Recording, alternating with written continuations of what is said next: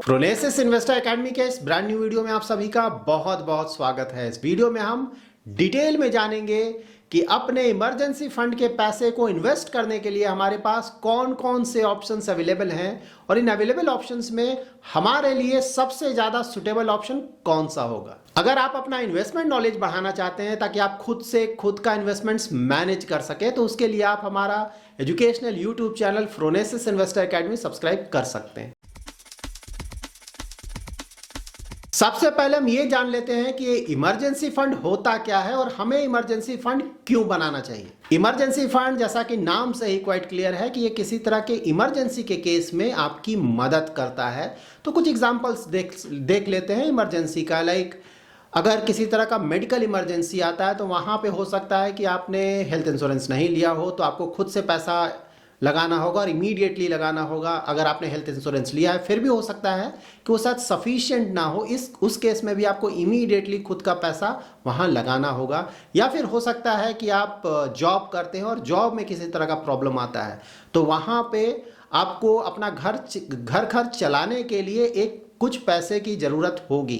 तो ये जो इमरजेंसी फंड है इसी तरह के इमरजेंसी कंडीशंस में हमारी मदद करता है। खुद का इमरजेंसी फंड बनाते वक्त आप हमेशा ध्यान में रखें कि आप ये बना क्यों रहे हैं। तो आप ये इसलिए बना रहे हैं ताकि जब भी आपको पैसे की ज़रूरत हो इमीडिएटली आपको ये पैसा मिल जाए। और यहाँ पे ऑफकोर्स आप जो आपका प्रिंसिपल अमाउंट है वहाँ पे भी आप रिस्क नहीं लेना चाहेंगे। एटलीस्ट आपका प्रिंसिपल तो प्रोटेक्टेड होना ही चाहिए और उस पर भी अगर आपको थोड़ा रिटर्न मिल जाए ज़्यादा रिस्क लिए बिना तो वो आपके लिए काफ़ी अच्छा होगा। इमरजेंसी फंड के लिए हमें कितना पैसा अलग से एलोकेट करना चाहिए तो ये आप कर सकते हैं अपने मंथली सैलरी का 3 टाइम्स या फिर 6 टाइम्स या 12 टाइम्स।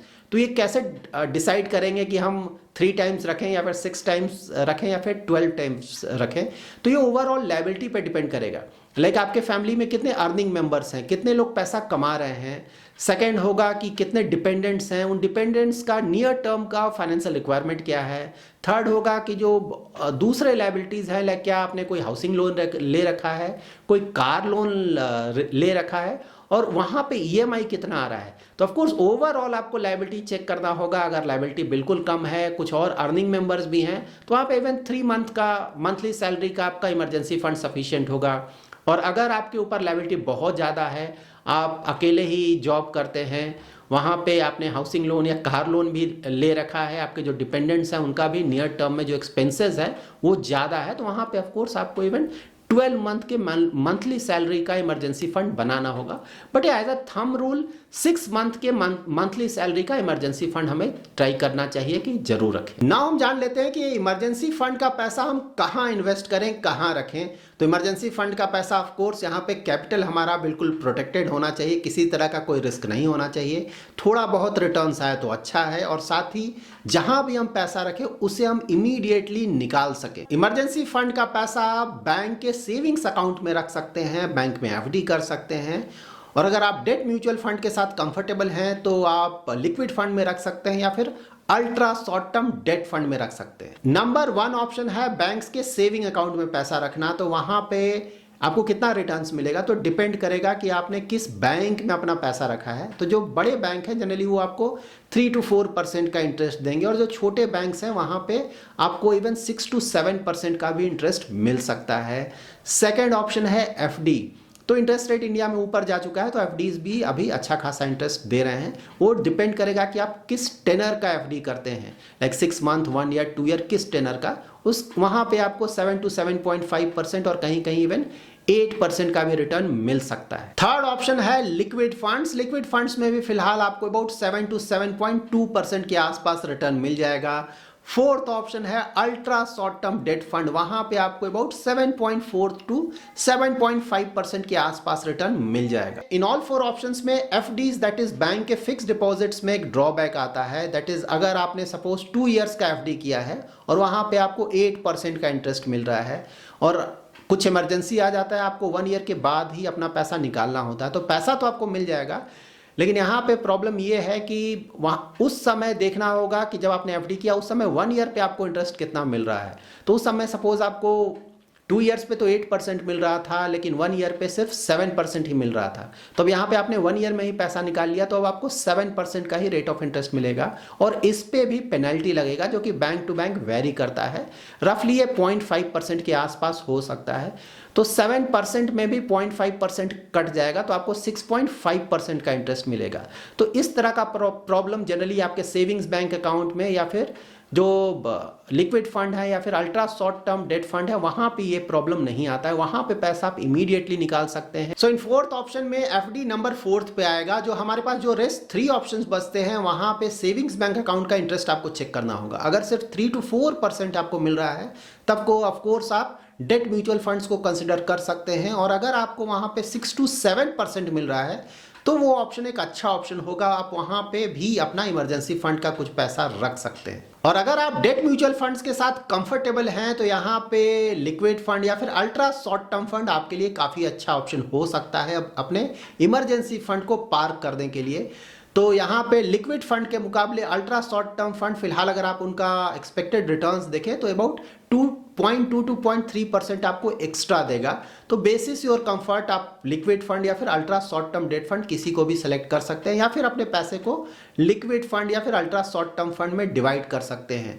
तो यहाँ पे इन ऑल 4 ऑप्शंस में अगर आप सेफ्टी और रिटर्न और फ्लेक्सिबिलिटी देखें, तो overall ultra short term debt fund एक काफी अच्छा प्रोपोजिशन है हमारे लिए अपने इमरजेंसी फंड को पार्क करने के लिए। Ultra short term debt fund हमारे लिए अच्छा ऑप्शन इसलिए हो सकता है क्योंकि यहाँ पे फ्लेक्सिबिलिटी अच्छा है, एग्जिट लोड 0 है, कभी भी हम अपने यूनिट्स को बेच सकते हैं। अगर हमने कट ऑफ से पहले यूनिट्स को बेचा, तो नेक्स्ट वर्किंग डे में पैसा भी हमें मिल जाएगा। और साथ ही यहाँ पे जो रिटर्न्स है अबाउट 7.4 to 7.5% का एक्सपेक्टेड रिटर्न, वो भी काफी अच्छा है। अपने इमरजेंसी फंड को पार करने के लिए मैंने यहाँ पे 5 ultra short term date funds को सेलेक्ट किया है। बेसिस योर कंफर्ट आप कोई 1 या 2 फंड सेलेक्ट कर सकते हैं। तो ये 5 फंड्स हैं, Aditya Birla, Axis, HDFC, ICICI Pru और निप्पॉन इंडिया के ultra short term debt fund. यहाँ पे आप इन फंड्स का AUM, average credit quality, expense ratio और एग्जिट लोड चेक कर सकते हैं।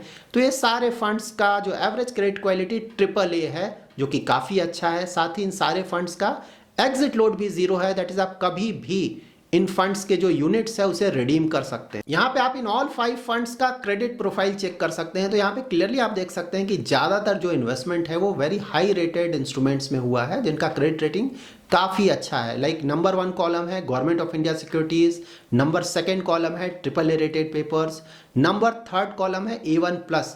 तो वैसे इंस्ट्रूमेंट्स जिनका मैच्योरिटी 1 ईयर से कम होता है, उनका जो हाईएस्ट क्रेडिट रेटिंग होता है वो होता है A1+। तो यहाँ पे सॉवरेन, AAA और A1+, ये तीनों ही काफ़ी अच्छे रेटिंग्स हैं। AA+ भी रेटिंग काफ़ी अच्छा है, लेकिन ऑफकोर्स ये थोड़ा कम होता है। और फिर है cash and cash equivalent. In 5 funds में से HDFC ultra short term fund ने AA रेटेड पेपर्स में अपना इन्वेस्टमेंट नहीं किया है। तो क्रेडिट क्वालिटी वाइज इनका क्रेडिट क्वालिटी सबसे अच्छा है। लेकिन यहाँ पे ये भी ध्यान में रखना होगा कि अगर आपने क्रेडिट क्वालिटी टॉप क्लास का रखा है, तो वहाँ पे आपका yield to maturity that is returns थोड़ा कम आएगा। जबकि अगर आप आदित्य बिरला को देखें, ICICI प्रू को देखें या फिर निप्पॉन इंडिया को देखें, तो उन्होंने AA रेटेड पेपर्स में भी थोड़ा इन्वेस्टमेंट किया है। तो थोड़ा सा क्रेडिट रिस्क उन्होंने लिया है, जिसके कारण उनका जो रिटर्न्स आएगा वो थोड़ा ज़्यादा आएगा। तो अब आपको डिसाइड करना है कि यहाँ पे आप थोड़ा रिस्क लेना चाहते हैं या बिल्कुल भी रिस्क नहीं लेना चाहते हैं। यहाँ पर आप इन फंड्स का average maturity, modified duration, yield to maturity, expense ratio और अप्रॉक्स रिटर्न्स चेक कर सकते हैं। इन फंड्स का एवरेज मैच्योरिटी और मॉडिफाइड ड्यूरेशन बहुत कम है। इससे ये पता चलता है कि ये फंड्स वेरी शॉर्ट टर्म के डेट इंस्ट्रूमेंट्स में ही अपना इन्वेस्टमेंट करते हैं। अगर आप इनका यील्ड टू मैच्योरिटी देखें, तो वो अबाउट 7.6 to 7.8 के आसपास है। और अगर आप इनका रिटर्न्स देखें, तो रिटर्न्स के लिए मैंने यील्ड टू मैच्योरिटी से इनका एक्सपेंस रेशियो घटाया है, तो उससे हमें अप्रॉक्स रिटर्न मिलता है। तो अप्रॉक्स रिटर्न मैं इसलिए बोल रहा हूँ क्योंकि यहाँ पे अगर इंटरेस्ट रेट में थोड़ा मूवमेंट आता है, लेकिन इंटरेस्ट रेट नीचे जाता है या फिर ऊपर जाता है, उसके कारण यहाँ पे इनका जो रिटर्न्स है वो थोड़ा चेंज होगा। इसीलिए एग्जैक्ट रिटर्न नहीं है, ये अप्रॉक्स रिटर्न। तो ओवरऑल इन फंड से आप 7.4 to अबाउट 7.5% का रिटर्न एक्सपेक्ट कर सकते हैं। HDFC ultra short term fund का जो अप्रॉक्स रिटर्न है थोड़ा कम है। वो इसलिए है क्योंकि इस फंड ने अपना पूरा investment government security AAA rated paper and A1 rated papers में ही किया है। AA रेटेड पेपर में इन्होंने अपना इन्वेस्टमेंट नहीं किया है। So that's it in this video. अगर आपको ये वीडियो पसंद आया है तो जरूर लाइक एंड शेयर करें, और अगर अभी तक आपने हमारा यूट्यूब चैनल सब्सक्राइब नहीं किया है तो जरूर सब्सक्राइब करें। Thanks lot for watching.